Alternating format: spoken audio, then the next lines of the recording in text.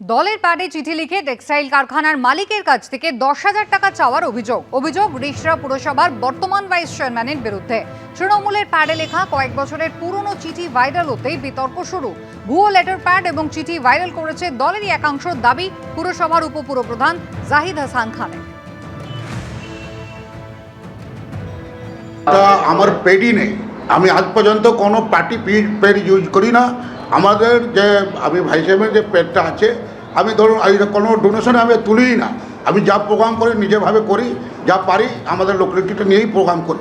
কিছু লোক এই লোকসভা ইলেকশনে টিএমসি কাউন্সিলর হয়ে সিপিএমকে সাপোর্ট করার চেষ্টা করেছে, কল্যাণ ব্যানার্জিকে ওই ওয়ার্ড থেকে হারানোর চেষ্টা করেছে।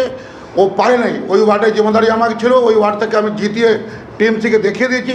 তাই জন্য আমার নামে মিথ্যা প্রচার করছে, মিথ্যাবাদী কথা। এটা আমি কিছু জানি না, ফেক ভিডিও, ফেক লেটার কিছু, এর মধ্যে আমার সত্যি কথা নেই এর মধ্যে।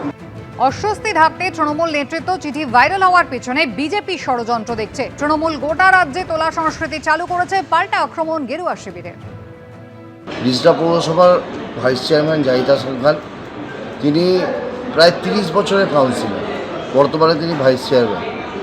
তো ওনার নামে একটা অ্যালিগেশন বেরিয়েছে, যেটা দেখলাম একটা প্যাডের পাতায় 2018 সাল না কত সালের একটা চিঠি, লেখা চিঠি।